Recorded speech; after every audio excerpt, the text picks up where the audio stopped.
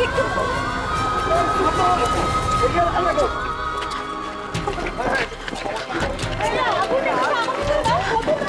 হয়তো দেখবে। ও আপনারা এসে গেছেন? দেখুন বৌদি, দমকলের লোকেরা ভেতরে গেছে, ওরা এখনো পর্যন্ত কোনো খবর দেয়নি। আমরা যে মুহূর্তে জানবো আপনাকে জানিয়ে দেবো। খবর দেয়নি মানে? আর সৌরভের খবর দমকলের লোকেরা দেবে কেন? ভেতরে আটকা পড়ে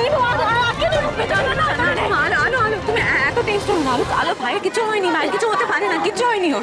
হ্যাঁ বৌদি, আপনি একদম টেনশন করবেন না বৌদি, আমরা সবাই আছি। সৌরভ নিশ্চয়ই ঠিক হয়ে যাবে। হ্যাঁ ও ভালোই আছে। কিছু হয়নি মানে?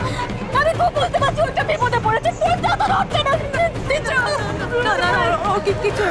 বৌদি, এক কাজ করুন, আমি আপনাকে পুলিশের কাছে নিয়ে যাই। হ্যাঁ, পুলিশের কাছে কেন নিয়ে যাবে? হ্যাঁ, পুলিশের কাছে কেন নিয়ে যাবে? ভাই ঠিক আছে তো? তুমি সত্যি কথা বলো দেবজিৎ, কিছু লুকিও না আমাদের কাছ থেকে। তুমি কি লুকাচ্ছেন আপনি? বলুন না দেবজিৎ, আপনি কি লুকাচ্ছেন? ও নিশ্চয়ই কোনো বিপদে পড়েছে না। চুপ করে থাকবেন না। ওকে যে বিপদে পড়েছে সত্যিটা বলো না। কি কোথায় ভাই? ভাই কোথায় বলো? আসলে আমাদেরই একজন কলিগকে বাঁচানোর জন্য সৌরভ ছুটে বিল্ডিং এর ভেতর ঢুকে গেছে। ভেতরে গেছে মানে? বাবা এই বিল্ডিংটার ভেতরে? তুমি কি বলছো? ভাই ঠিক আছে? তুমি সত্যি করে বলো না ভাই ঠিক আছে তো? আমরা কিচ্ছু জানি না। ওকে সবাই বারণ করেছিল, কিন্তু ও কারোর কথা শোনেনি। ও ছুটে বিল্ডিং এর ভেতর ঢুকে গেছে। আমি যাবো, আমি ওর কাছে যাবো। আপনি ওকে সামলান। আমি কি করে সামলাবো বলো তো? আমার ছোট ভাইটা ভেতরে আছে। না ম্যাডাম, কখনো না। আপনি এখানে প্লিজ আসবেন না। আসবেন না মানে? বলছি আমার স্বামী ভেতরে আটকে পড়ে রয়েছে আগুনের মধ্যে। আমি ভেতরে যাবো না। যেতে দিন আমাকে। আমি আগুনের ভেতরে যেতে দিন। আমাকে ভেতরে যেতে দিন। আসবেন না প্লিজ। কি করছেন আপনারা এখানে? তামাশা দেখছেন? একটা মানুষ ভেতরে আটকে ছবি তুলছেন, আপনি তামাশা দেখছেন? আলো এখানে এদিকে এসো, এদিকে এসো। আলো শান্ত নিজেকে ঠান্ডা করো। ওরা ভেতরে যেতে দেবে না। তাকাও দিকে তাকাও। ওরা কেউ ভেতরে যেতে দেবে না তোমাকে। কেউ যেতে দেবে না ভেতরে। তুমি কি করবে বলো তো ভেতরে গিয়ে? কি করবে তুমি ভেতরে গিয়ে? আর নিজের প্রাণটাকে তুমি খোয়াবে বলো তো? শান্ত, আমার কথা বলবে না তুমি। একদম বলবে না। আমি জানি ও একদম ঠিক আছে। সৌরভের কিচ্ছু হবে না। আমি বলছি তো কিচ্ছু হবে না। ঠাকুর আছেন, আমাদের সবাই ঠাকুর আছেন। এত বড় শাস্তি উনি দেবেন না। কিচ্ছু হবে না। আমি ওর কাছে যাবো। দেখুন আপনারা প্লিজ এভাবে ভেঙে পড়বেন না প্লিজ। তার থেকে আপনি এক কাজ করুন দিদি, আপনারা সৌরভের দাদাকে একবার খবর দিন না। ও দাদাকে একবার খবর দিন। দাদা কোথায় আছে আমি জানি না তো। আপনি ফোন করুন না। ফোন করবো না? হ্যাঁ ফোন করুন।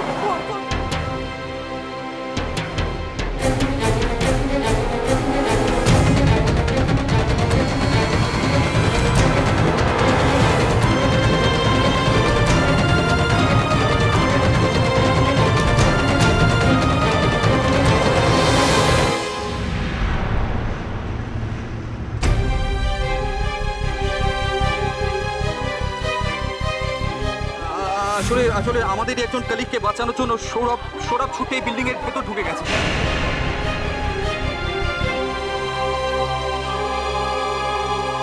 আমরা কিচ্ছু জানি না। ওকে সবাই বারণ করেছিল, কিন্তু ও কারোর কথা শোনেনি। ও ছুটে বিল্ডিং এর ভেতর ঢুকে গেছে।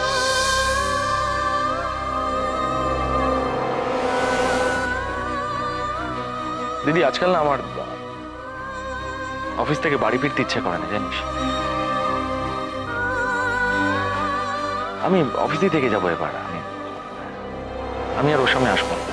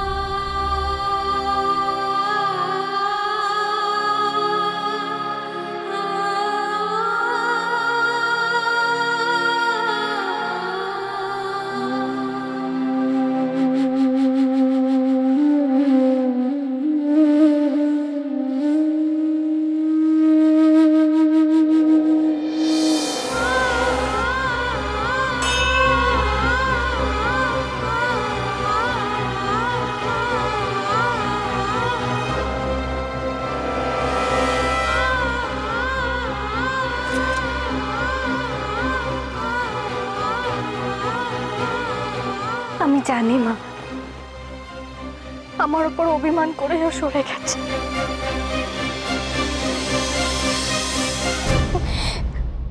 আমার মুখের কথাটাই ওর কাছে বড় হলো,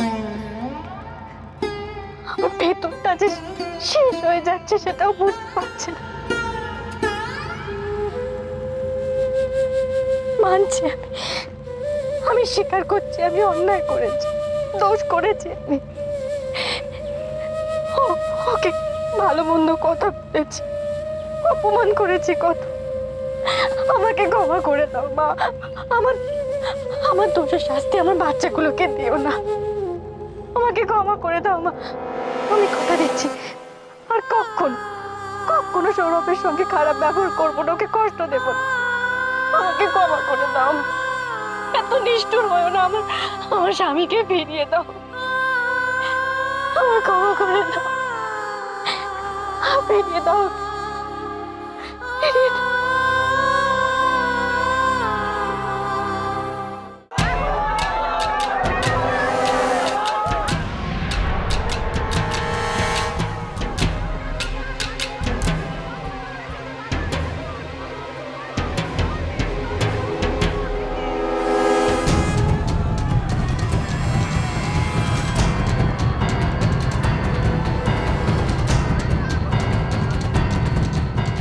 বরাবর নিজের ভাগ্যের সঙ্গে লড়াই করেছি আমি। তুমি আমাকে বিপদে ফেলেছ, আবার তুমি আমায় রক্ষা করেছ মা। সৌরভের খোঁজ যতক্ষণ না আমি পাচ্ছি, আমি এখান থেকে কোথাও যাব না, কোথাও যাব না। আমাকে তো ইচ্ছে সামনে দাঁড়াতে হবে। আমার সন্তানদের আমি কি জবাব দেব মা? আমার সন্তানরা তো ভাবতেই পারে যে আমি আমার জন্য ওদের বাবা। এটা হতে পারে না মা, এটা হতে পারে না। সৌরভকে আমার কাছে ফিরে আসতেই হবে, ও ফিরে আসবে, আমার কাছে আসবে।